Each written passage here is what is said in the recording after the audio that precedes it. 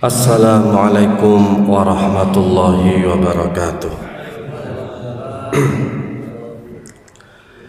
Bismillahirrahmanirrahim.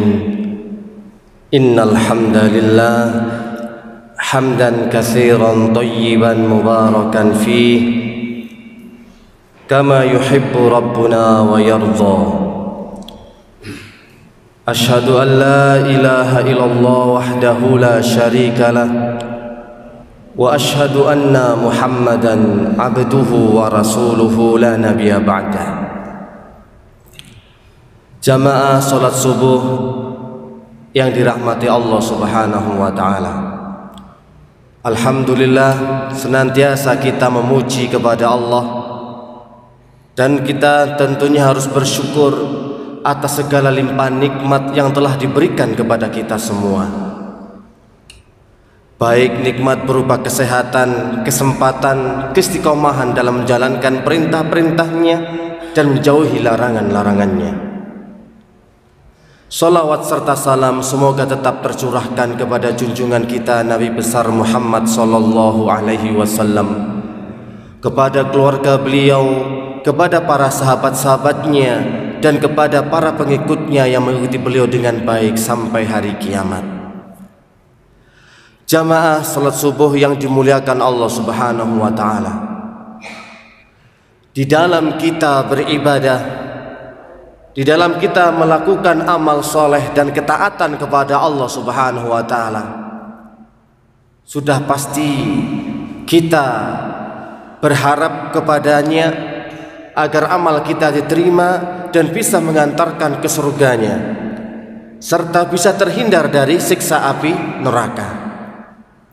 Oleh karena itu, Nabi Muhammad sallallahu alaihi wasallam di dalam hadis yang sahih memberitahukan, menginformasikan sekaligus mengabarkan kepada para sahabatnya bagaimanakah ciri dan sifat-sifatnya, sifat dan ciri-cirinya penduduk surga ataupun penduduk neraka. Hingga suatu ketika Rasulullah bertanya kepada para sahabatnya, "Ala ukhbirukum bi ahlil jannah?" Wahai sahabatku, maukah kalian aku tunjukkan siapa sih ciri-ciri penduduk surga?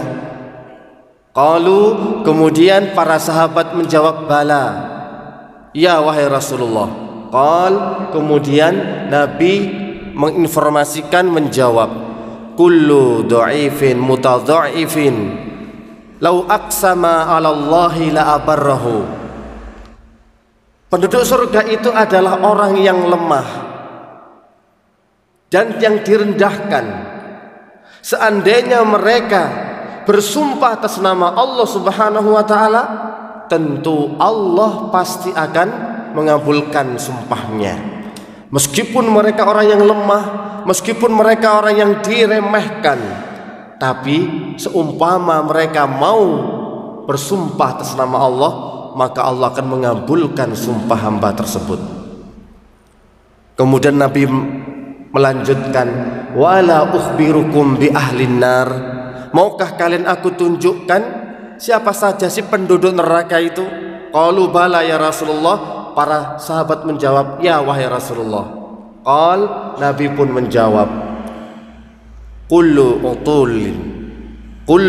utullin jawadin mustakbirin. Mereka adalah orang yang lalim, orang yang keras, congkak lagi sombong. Maka orang yang sombong, orang yang tinggi hati, orang yang suka meremehkan orang lain, ini adalah ciri-ciri penduduk neraka. Karena Allah telah mengharamkan, Allah telah melarang bagi orang-orang yang memiliki kesombongan di dalam hatinya untuk bisa masuk ke dalam surganya. Jamaah salat subuh yang dimuliakan Allah Subhanahu wa taala. Oleh karena itu Allah Subhanahu wa taala berfirman di dalam surat Al-Qasas ayat yang ke-83, tilka darul akhirah naj'aluha lilladzina la yuriduna 'uluwan fil ardi wala fasada wal 'aqibatu lil muttaqin. Itulah negeri kampung akhirat yang kami berikan, kami peruntukkan kepada orang-orang yang tidak menginginkan ketinggian di dunia, yang tidak menginginkan jabatan, kedudukan dan pujian waktu di dunia, serta juga mereka yang tidak menginginkan kerusakan. Wal 'aqibatu lil muttaqin. Dan akhir akibat dari sesuatu itu yang paling baik adalah mereka, orang-orang yang bertakwa. Para jamaah sekalian, kalau kita melihat dari surat Al-Qasas ayat yang ke-83 ini, kita bisa mengambil kesimpulan bahwasannya manusia itu jika dikelompokkan akan terbagi menjadi 4 golongan. Golongan yang pertama, golongan orang-orang yang memang menginginkan kedudukan yang tinggi, serta orang-orang yang menginginkan kerusakan di muka bumi ini. Ini adalah golongan pertama. Dan ini adalah golongannya para penguasa. Orang-orang memiliki kelebihan, kekuasaan, kedudukan dan jabatan. Mereka adalah para raja, para penguasa yang mengharapkan kerusakan, yang memang menginginkan kerusakan, seperti halnya Fir'aun, Qarun. Mereka adalah orang-orang yang memiliki kedudukan yang tinggi. Mereka adalah raja, bahkan mengaku sebagai Tuhan. Qarun adalah orang-orang yang memiliki kelebihannya, orang-orang yang kaya. Dan tipe pertama inilah orang yang mengharapkan kedudukan dan juga mengharapkan kerusakan, menginginkan kerusakan di muka bumi ini. Golongannya kedua, orang-orang yang berbuat kerusakan tapi tidak mengharapkan kedudukan tinggi di dunia, tidak mengharapkan kekuasaan. Seperti halnya siapa? Mereka orang fasik, pencuri, perampok. Mereka memang membuat kerusakan di muka bumi ini tanpa menginginkan kedudukan di atas bumi tersebut. Membuat kerusakan tapi tidak ingin menjadi seorang raja, penguasa yang zalim. Mereka yang senang happy-happy, senang-senang saja, ingin menghamburkan uang mereka dan menikmati apapun yang ada di muka bumi ini. Itulah orang-orang fasik, orang-orang pelaku dosa dan pelaku maksiat. Tipe golongan yang ketiga adalah orang yang menginginkan kedudukan dan ketinggian tetapi tidak menginginkan kerusakan. Golongan yang ketiga ini, mereka hanya ingin riya, ingin pujian, ingin mendapatkan kedudukan di hati manusia, tapi mereka tidak ingin membuat kerusakan. Hanya menginginkan kedudukan tapi tidak menginginkan kerusakan. Bisa jadi itu adalah orang berilmu yang disebutkan oleh Rasulullah SAW. Bisa jadi orang itu suka berderma tapi niatnya hanyalah untuk pujian, niatnya hanyalah untuk sebagai pujian, pengagungan, dan disebut-sebut sebagai orang yang hebat. Seperti halnya orang yang ditanya oleh Allah, ketika kalian bersedekah, ketika kalian mengajarkan ilmu, apa yang kalian harapkan? Lillah. Dikatakan kadzabta, kalian berdusta. Karena mereka hanya menginginkan nama baik, pamor, kedudukan di hati manusia, mendapatkan tempat disebut-sebut sebagai orang yang hebat, ingin banyak pengikut, banyak follower, banyak yang menggandrungi dia. Ini adalah niatan seorang dai, penyeru agama yang hanya menginginkan banyaknya pengikut, tapi tidak mengharapkan kerusakan. Barulah yang keempat, orang yang tidak menginginkan kedudukan yang tinggi ketika di dunia, dan mereka juga tidak menginginkan kerusakan di muka bumi ini. Dan mereka inilah sebaik-baik makhluk yang termasuk ahlul jannah, yang termasuk penduduk surga. Nah, dari ringkasan surat Al-Qasas ayat 83, di mana manusia tergolong bahkan terbagi menjadi 4 golongan. Yang pertama adalah orang-orang menginginkan kerusakan dan menginginkan ketinggian kedudukan di muka bumi, seperti Fir'aun, Qarun. Yang kedua, orang hanya menginginkan kerusakan tapi tidak mengharapkan kedudukan, seperti orang fasik, pencuri, perampok dan semisalnya. Dan yang ketiga adalah mereka yang menginginkan kedudukan tapi tidak mengharapkan kerusakan. Mereka adalah orang-orang mencari nama, pamer. Dan yang keempat, orang-orang yang tidak mengharapkan ketinggian kedudukan dan juga tidak mengharapkan kerusakan. Inilah orang-orang yang diridhoi oleh Allah Subhanahu wa taala, yang berhak untuk mendapatkan surga. Maka kesimpulannya dari ayat ini kita bisa ambil yang pertama, kehidupan yang kekal adalah kehidupan akhirat. Sehingga janganlah kita tertipu dengan kehidupan dunia. Tujuan kita adalah akhirat. Tilka darul akhirah. Inilah kampung negeri akhirat yang kami peruntukkan bagi mereka orang-orang yang tidak sombong, tidak mengharapkan kedudukan yang tinggi di muka bumi ini, dan juga tidak mengharapkan kerusakan di atasnya. Maka tujuan kita adalah negeri akhirat, karena kenikmatannya kekal.